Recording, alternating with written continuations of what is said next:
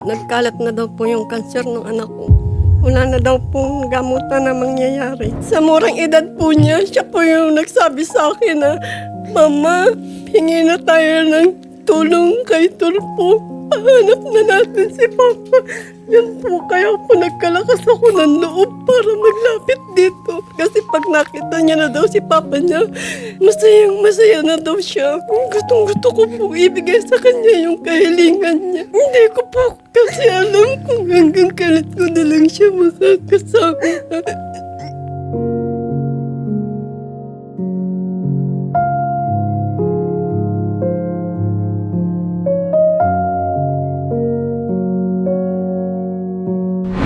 Good news mga kapatid, nahanap na po natin ang kanyang ama na si Jermin Gamueda. Live po ito sa Camarines Norte. Kami po'y nagagalak, opo, na makita na si Sir Jermin Gamueda sa inyong bahay no nakauwi na po ng ligtas. Sir, malaking palaisipan po. Saan po ba kayo nagtungo simula July, sir, last year? Sa ano po ng mga pinsan ng tatay ko sa Las Piñas. Opo. Pero bakit po ninyo naiwan no, nang walang paramdam dito po sa inyong pamilya? Kasi po noong una, akala ko po okay na po yung bata. Naghahanap ako ng trabaho. Naghahanap po ba kayo ng trabaho? Opo. Okay. Pero Tapos po, hindi ako makapasok kasi wala po ako lahat ng ID, mga gamit. hindi po kayo nagparamdam kahit dumaan po ang Pasko, ang bagong taon. So paano nyo po nalaman, sir, na kayo po'y hinahanap na po ng inyong anak na si Jazlyn? Yung post po ng mag-ina po, nung January 1. So nag-post po sila ng January 1, sir, pero nung nanawagan po sila kahapon, napauwi po kayo.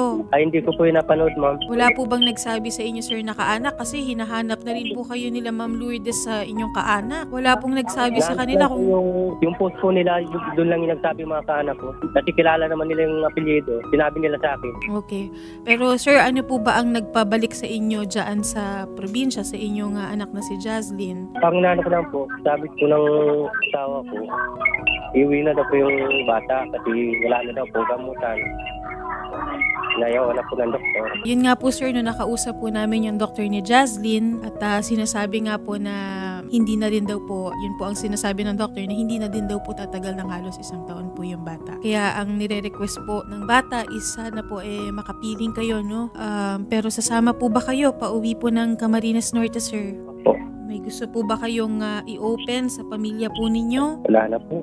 Pero sir, masakit din po kasi yun sa anak po ninyo na talagang longing Longing siya, attorney, na makita Okay, yung nanapa bata. na po yung tatay, no? Opo. Kasi nasa terminal stage na. So baka po, sir, it's better, sir, nga mag-spend time ka siguro sa pamilya mo, especially sa anak niyo po na may bone cancer. Kasi, ayun nga sa sinabi po ng doktor, no? The child has less than a year na lang po nga to live po based po sa kanilang findings. So, siguro po mabuti po, sir, na ilubos-lubusin niyo po yung oras niyo, sir, nga makasama at makapiling po yung inyong anak, sir. Opo. Ma'am Lourdes, ano po ang naging reaksyon po ni Jazlyn nung nakita niya po yung kanyang ama? Masaya po, ma'am. Saka po po siya, nagkaya po kanina po magkain po sa Jollibee kasi po nandyan na daw po si Papa niya, makain daw po sila. Nagbanding po sila, ma'am, sa Jollibee po. Opo, kanina po. Okay. Kaya lang po talaga, ma'am, hindi po talaga kaya kumain ng maraming 3 tubo lang. Ayun. Pero ma'am, wala po bang na-mention sa inyo si sir or humingi man lang po ng tawad, pasensya nung ito pong nangyari nga po? Hindi na po yun, ma'am, importante sa akin. Ang importante po sa akin, nakita na po ni Jocelyn yung papa niya, saka napagbigyan ko po siya ng hiling niya. Yun po. Actually, attorney, ang sinasabi po ni Ma'am Lourdes kahapon, mapagbigyan lang siya na makauwi na po at makasama po yung tatay. Siya na po ang pinakamasayang nanay, no? Pag napagbigyan po na magkita yung bata at yung tatay. Kami po ay nagagalak, ma'am, na natupad na po yung pangarap ni Jazlyn na magkasama-sama po ulit kayo, no, ng kanilang tatay. I-schedule po, baka bukas po, okay na po ba kayo makauwi po ng Camarines, ma'am? Opo, ma'am. Gaya po ng na-mention po namin kahapon, tutulong po kami, ma'am, sa pagpapauwi po ninyo ng probinsya at kung willing po si Sir Jermaine, syempre ma'am, kailangan niya pong bumawi sa kanyang anak, sasama po natin si Sir Jermaine. Ihahatid po namin kayo, ipapasuyo po namin kayo ma'am, syempre para makauwi po. And then, magpapadala po kami ma'am ng kung ano man pong grocery or anumang tulong na kailangan po ni Jazlyn at ng inyong pamilya ma'am. Opo.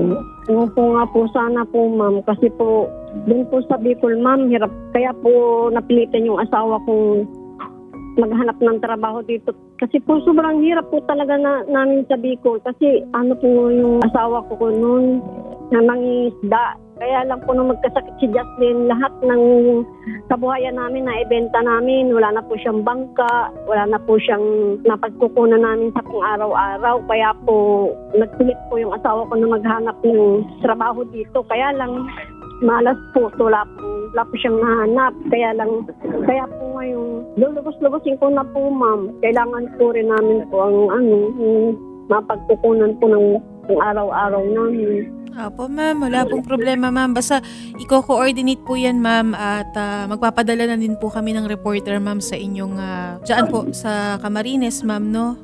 Para maisagawa po yung assessment at kung ano man po yung tulong po na kakailanganin po ni Jazlyn ma'am. Willing po, of course. Salamat po ma'am.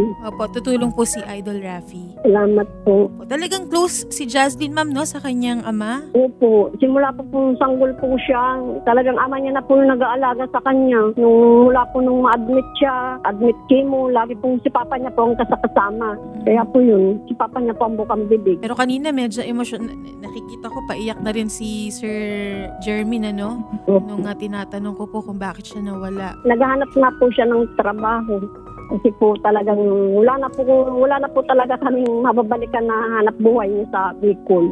Lahat po naibenta namin. Sige po. Aayusin po natin to ma'am. No?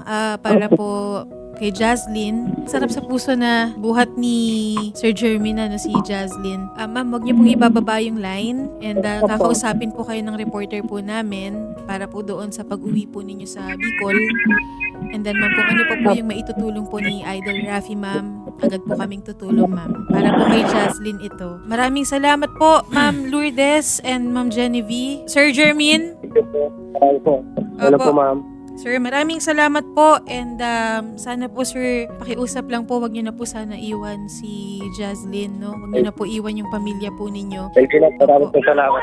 Kayo po yung naglalakas loob kay Jazlyn kasi gustong-gusto niya kayong makita. Ayan. Salamat po and magandang hapon po, Sir Jermaine. Salamat. Salamat po.